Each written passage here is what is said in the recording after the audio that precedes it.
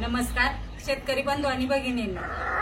तर आपल्या ह्या एका कोंबडीची आहे ना, हे बघा ही पिसं कशी खाल्ल्यात। तर हे पिसं खाण्याच्या मागचं कारण काय आहे की त्यांचं आहे ना कॅल्शियम आणि विटॅमिन ह्याची कमतरता जर झाली आपल्या कोंबड्यांमध्ये आणि जो भरपूर जो आहार पाहिजे त्यांना तो जर नाही भेटला तर कोंबड्या एकमेकाला चोच मारून आहे ना पंख खाण्याचा प्रयत्न करतात। आता ह्या कोंबडीला बघा, हे जर अशा जखमा जर झाल्या तर त्याच्यात इन्फेक्शन होऊन आपली कोंबडी आहे ना मरण्याची पण शक्यता असते। तर ते होऊ नये म्हणून आहे ना त्यांना आहे ना भरपूर पोटभर खाद्य देणं पण आपल्याला खूप गरजेचं आहे।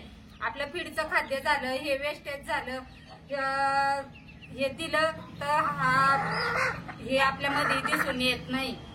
तर ह्याचं कारण काय होतं की आता ह्या कोंबडीचं पंख खाल्ले तर मी काय अनुभव घेतला की 2-3 दिवस आहे ना त्यांना आहे ना खाद्य संपलेलं पण होतं आणि बाहेरून आणायला सुद्धा कुणी नव्हतं। तर त्याच्यामुळे आहे ना तर हे कोंबड्यांनी एकामेकीचं पंख असं हे चोची मारून आहे ना काढण्याचा खूप प्रयत्न केला।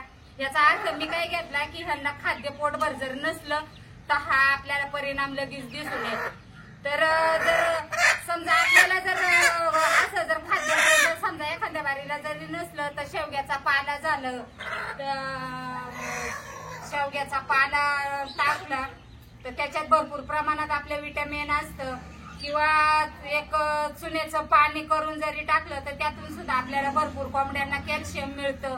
तर त्याच्यामुळे ना हे जर दिलं ना तर त्यांना असं आपलं दिसून येत नाही, एकामेकाच्या कोंबड्या चोच नाही मारत। आणि एक मुख्य कारण म्हणजे काय होतं की आपल्याला 10 कोंबड्या मागे आहे ना जर 1-2 जर नर असले तर चालतं। जर जास्ती प्रमाणात जर नर झाले कोंबड्या जर आपल्या कमी झाल्या तर हे प्रमाण पण त्याच्यात पिसा काढण्याचं पण जास्ती प्रमाण दिसून येतं। म्हणून हा व्हिडिओ करायचा मागं कारण आहे तुमच्यापर्यंत पोहोचवायचं।